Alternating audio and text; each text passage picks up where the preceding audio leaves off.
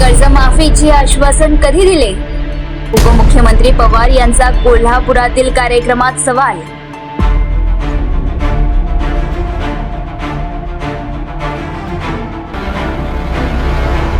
विधानसभा निवडणुकीत शेतकरी कर्जमाफीचा वादा केलेल्या उपमुख्यमंत्री अजित पवार यांनी मी कर्जमाफीचे आश्वासन दिले होते का असा सवाल विचारत शुक्रवारी कर्जमाफीला बगल दिले.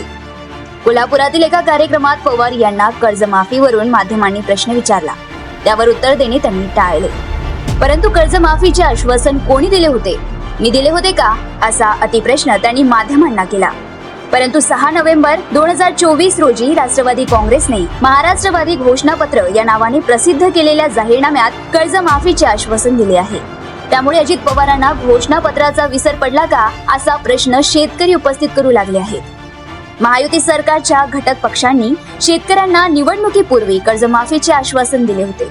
मुख्यमंत्री देवेंद्र फडणवीस यांनी चंद्रपूर आणि नाशिक जिल्ह्यातील प्रचार सभेत शेतकऱ्यांचा 7/12 कोरा करण्याची घोषणा केली होती.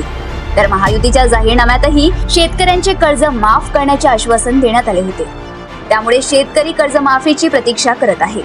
परंतु पवार यांनी पुन्हा एकदा कर्जमाफीला नकार दर्शवित कर्जमाफीचे आश्वासन दिले नव्हते असा घुमजावही केला आहे. राज्यात शेतकरी संघटना आणि विरोधी पक्षांनी कर्जमाफीवरून रान तापवण्याचा प्रयत्न सुरू केला आहे. त्यासाठी सत्ताधारी महायुती सरकारवर टीकास्त्र सोडले जात आहे.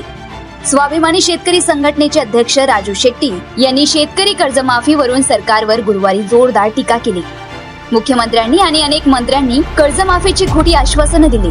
त्यामुळे राज्यात दररोज 7 शेतकरी आत्महत्या करत आहेत. महायुती सरकारने निवडणुकीत दिलेले संपूर्ण कर्जमाफीचे आश्वासन पाळून तातडीने कर्जमाफी करावी. मी अजूनही YouTube चॅनलला सबस्क्राईब केलं नसेल तर ते लगेच सबस्क्राईब करा.